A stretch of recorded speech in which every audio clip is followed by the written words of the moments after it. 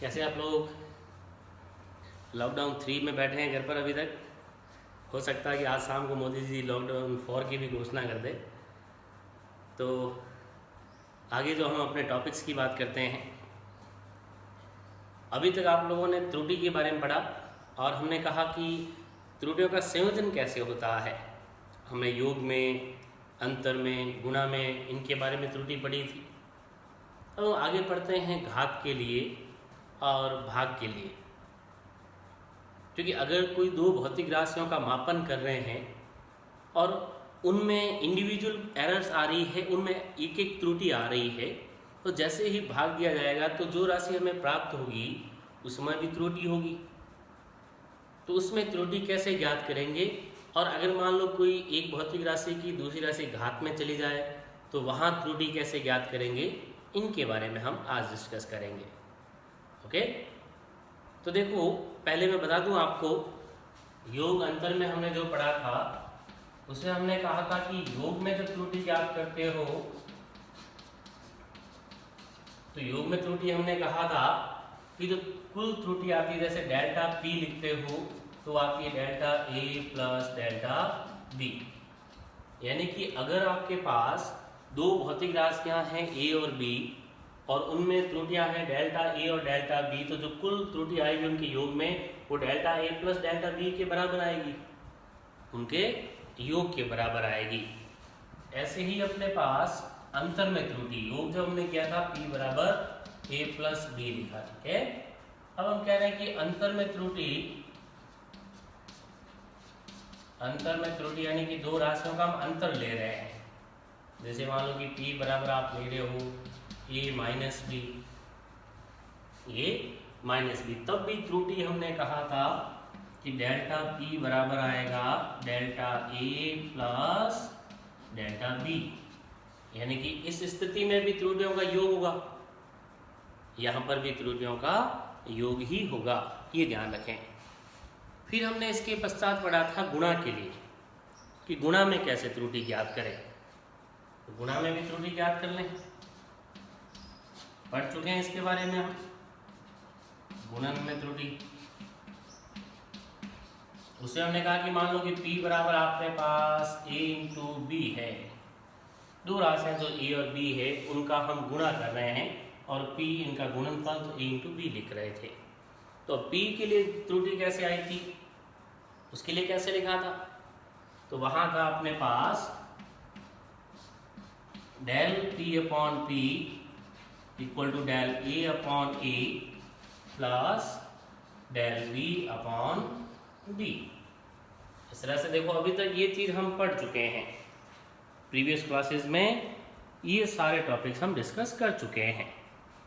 अब अगर हमें कहा जाए कि भाग में त्रुटि कैसे ज्ञात करें, ठीक है, फोर्थ नंबर मैं कहता हूं भाग में त्रुटि।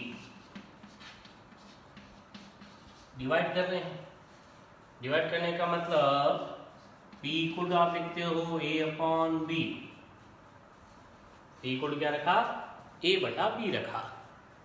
तो इसमें त्रुटि की गणना कैसे करेंगे, तो जो P बराबर A बटा B है, इसमें भी अगर हम कहें कि A के मापन में त्रुटि डेल्टा A, B के मापन में त्रुटि डेल्टा B है, तो P के मापन में त्रुटि के लिए मान जो गुणन में अपने पास त्रुटि आती है वही भाग में भी त्रुटि आती है, ये ध्यान रखें, ठीक है। यहां लिख देते हैं पहले हम del P upon P equal to del A upon A plus del B upon B। देख लें ध्यान से, फॉर्मूले याद रहने चाहिए, ये सारे संबंध हुए अपने पास याद होने चाहिए सभी के लिए, ए बी के लिए जो अपने पास रिलेशन है। ओके, तो भाग में त्रुटि के लिए हमने कहा कि जो P बराबर A बटा B है उसमें डेल्टा A बटा A प्लस डेल्टा B बटा B हो जाता है।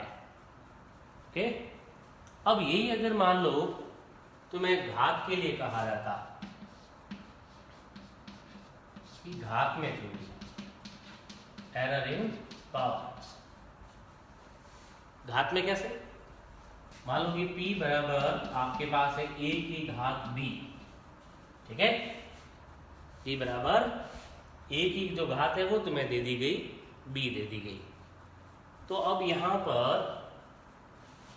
डेल्टा P, अगर हम एरर ले रहे हैं जैसे सबके लिए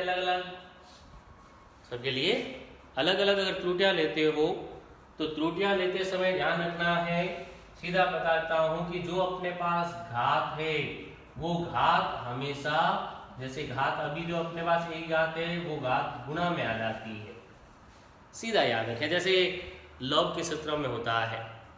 वो सेम थिंग अपने पास यहाँ पर कि जो घात है वो घात कहाँ जाएगी, हमेशा गुणा में आ जाएगी। ये हम क्वेश्चन भी करेंगे इसके लिए। जैसे मैं इसको लिख देता हूँ एग्जैक्ट फॉर्मेट में, del P upon P equal to B into del A upon A, ये चीज है बस।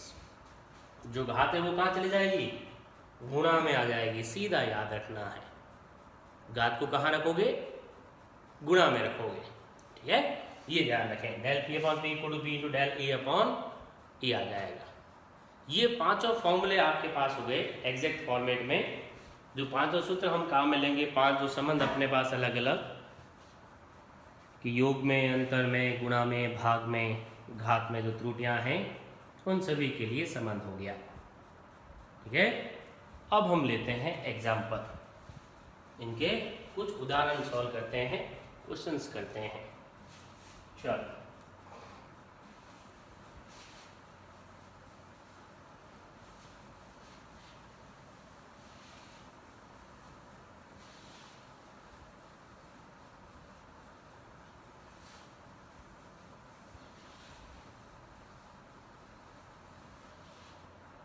ये थके तो नहीं, आराम से पढ़ रहे हैं। गर्मी का मौसम है, वैसे कोरोना का डर और है, डर की जरूरत नहीं है, वैसे सावधानी रखनी है। सरकार बार बार हमें कह रही है कोरोना से डरे नहीं, सावधानी रखें, कि ये सावधानियाँ ज़रूरी है। जैसे हमें बाहर जाते समय अगर कहीं पर भी जाना पड़ रहा है, जैसे अभी सरकार धीरे धीरे ढील दे रही है, सरकार हमें परमिशन दे रही है कि आप आ जा सकते हो, कोई दुकान है तो खोल सकते हो, अपना बिजनेस स्टार्ट कर सकते हो, गैदरिंग नहीं होनी चाहिए। तो जहाँ लोग इकट्ठे हो वहाँ नहीं जाएं, किसी अनजान व्यक्ति से नहीं मिलें, अगर कहीं पर भी जाना पड़ रहा हो, मजबूरी हो, तो मास्क लगा कर निकलें। घर में वापस आते हो तो हैंड सैनिटाइज़र ज़रूर यूज़ करें, किसी से हाथ नहीं मिलाएं। ये सावधानियाँ सरकार बार बार बता रही है, उनको नोटिस करें, ठीक है। और ये आपकी जिम्मेदारी है कि आप खुद भी सावधानी बरतें और अपने आसपास के लोगों को भी जागरूक करें, अपनी फैमिली वालों को भी अवेयर करें, उनको भी समय समय पर बताते रहें, ठीक है। यही तो अपने पढ़े लिखे होने का फ़र्ज़ है। अपने आसपास जितने भी लोग हैं, अगर ना समझी रखते हैं तो उनको भी समझाएं, ओके। तो उसके साथ साथ अपनी पढ़ाई भी जारी रखें। तो अब हम आगे बात करते हैं एग्जाम्पल की, कि जो हमने त्रुटियाँ पढ़ी उनके कुछ क्वेश्चंस अगर हमें सॉल्व करने हो तो कैसे करेंगे। तो जैसे मान लो कि आपको कोई एक क्वेश्चन दिया गया, एक सूत्र पढ़ा ना आप लोगों ने ओम के नियम का, बता देता हूं। वैसे ओम का नियम क्या था बेटा, V बराबर आई आर, जिसे हम लिखते हैं I बराबर V बटा आर, ठीक है।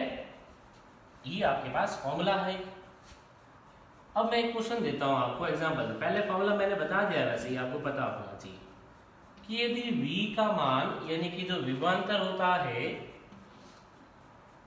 उसका मान दिया गया आपको 10 प्लस माइनस 0.5 और R का मान दिया गया जैसे मान लो 2 प्लस माइनस 0.1। ये वोल्ट में होता है, ये ओम में मेजर होता है, जिसका सिंबल आप लोगों ने इस तरह से यूज किया 10th क्लास में और आगे भी करेंगे 12th क्लास में। और फिर अगर मान लो फिजिक्स पढ़ने को मिली तो और पढ़ते जाएंगे, ठीक है।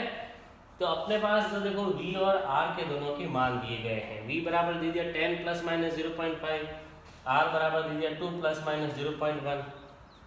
और तुम्हें कहा कि I का मान यानी कि धारा का मान मापन किया जाता है तो उसमें त्रुटि कितनी होगी वो ज्ञात करो।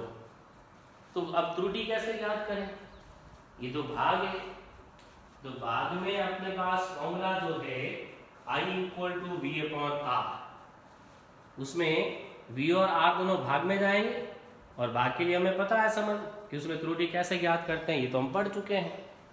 करेक्ट भाई? चलो आ जाओ फिर। तो I इक्वल टू होता है v अपॉन आर, अभी अभी हमने फॉर्मूला पढ़ा। तो त्रुटि कैसे लिखोगे? Delta I upon I equal to delta v upon V plus delta r upon r। Exact है? v के लिए डेल्टा v बटा v, r के लिए डेल्टा r बटा r लिख दिया। अब ये सारे मान लिखो। प्रतिशत त्रुटि ज्ञात करने के लिए कहा गया तो 100 से गुणा करोगे। डेल्टा v बटा v 0.5 divided by 10 plus del r 0.1 divide में r, ये रहा 2, ये लो गया। अब प्रतिशत के लिए 100 से गुणा कर दो, तो delta I upon I into 100 equal to 0.5 into 100 upon 10, 0.1 into 100 upon 2। तो ये देखो, एक जीरो कैंसिल कर दो, 10 से मल्टीप्लाई करो 5, ये 2 से डिवाइड करोगे 50, एक जीरो यहाँ चला जाएगा, 1 बनेगा, तो 5 रह गया, मीन्स कितना आ गया? 10%। बस इतनी सी कहानी। 10% आई। तो इसका मतलब धारा के मापन में प्रतिशत त्रुटि कितनी आ रही है? 10% आ रही है। ओके, ये ध्यान रखना है।